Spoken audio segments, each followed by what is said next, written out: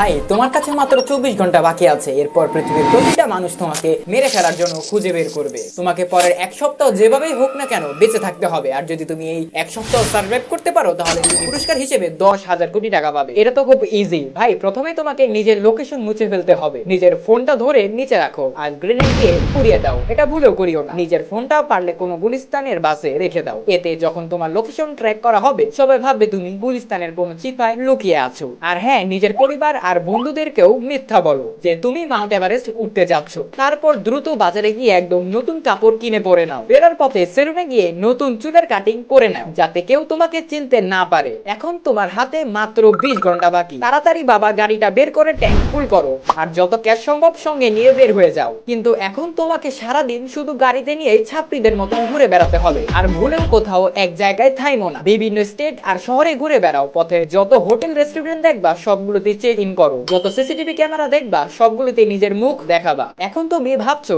আমি তোমাকে লুকানোর বদলে ঘুরাচ্ছি কেন? কারণ আমি তোমাকে এমন কোথাও নিয়ে যাচ্ছি না যেখানে মানুষ থাকে না, যেমন অ্যান্টার্কটিকা বা প্রশান্ত মহাসাগরের কোন ছোট্ট একটা দ্বীপে। প্রথম কথা, এইসব জায়গায় 24 ঘন্টার মধ্যে পৌঁছানো প্রায় অসম্ভব। ধরলাম তুমি যদি পৌঁছায়ও যাও, তাহলে শোনো, এইসব লোকেশন আন্দাজ করা খুব সহজ। সবাই প্রথমে এইসব জায়গার কথাই ভাববে, তাই যা বলছি সেটা করো। সিলেট ঘুরে আসো, বাংলার সস্তা তাজমহলে ঘুরে আসো, ফ্যান্টাসি কিংডম ঘুরে আসো, আর শেষে কক্সবাজারের সমুদ্রে ডুব দিয়ে দাও। কিন্তু যখন পানি থেকে বের হবে তখন নিজের সব কাপড় গাড়িতে রেখে গাড়িটা সমুদ্রে ডুবিয়ে দাও। পরে বলবো কেন। এখন সময় দেখো, তোমার হাতে মাত্র 5 ঘন্টা বাকি আছে। সব ছেড়ে একটা ছোট ব্যাগ নিয়ে নতুন একটা শেরওয়ানি কিনে নাও। সঙ্গে লম্বা চুলের উইগ আর হ্যারি পটারের মতো চশমা কিনে নাও। এবার তোমাকে নিজের বাড়ির দিকে ফিরতে হবে। তবে মাথায় রেখো, শুধু ট্রেন বা বাসেই দাও, আবার টিকেট ছাড়া যেতে হবে। যখন বাড়ির কাছে পৌঁছাবা তখন রাত হয়ে যাবে আর তোমার হাতে তখন মাত্র আধা ঘন্টা থাকবে। গলিতে পৌঁছে নিজের বাড়িতে যাবা না, উল্টো কোনো প্রতিবেশীর বাইরের টয়লেটে লুকিয়ে পড়বা। কারণ কেউ ভাবতেই পারবে না যে এত বড় বোকা কেউ নিজের বাড়ির সামনেই লুকাবে, তাও আবার প্রতিবেশীর টয়লেটে। 24 ঘন্টা শেষ হতে প্রথমে পুলিশ তোমার বাড়িতে আসবে। তারপর তোমার মা বাবা আর বন্ধুদেরকে জিজ্ঞাসা করবে তুমি কোথায় লুকিয়ে আছো। তারা বলবে তুমি মাউন্ট এভারেস্ট জয় করতে গেছো। এরপর তোমার ফোন ট্র্যাক করবে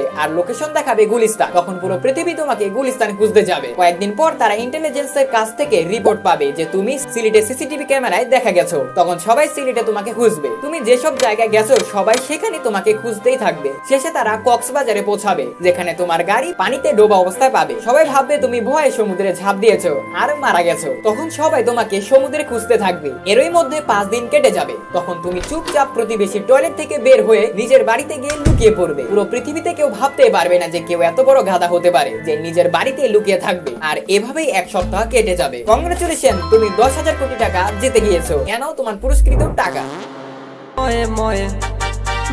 এই মিনিংলেস ভিডিওটি দেখার জন্য আপনাদের সবাইকে ধন্যবাদ। আর এমনই আরো ভিডিও দেখার জন্য এখনই চ্যানেলটিকে আনসাবস্ক্রাইব করুন। ধন্যবাদ।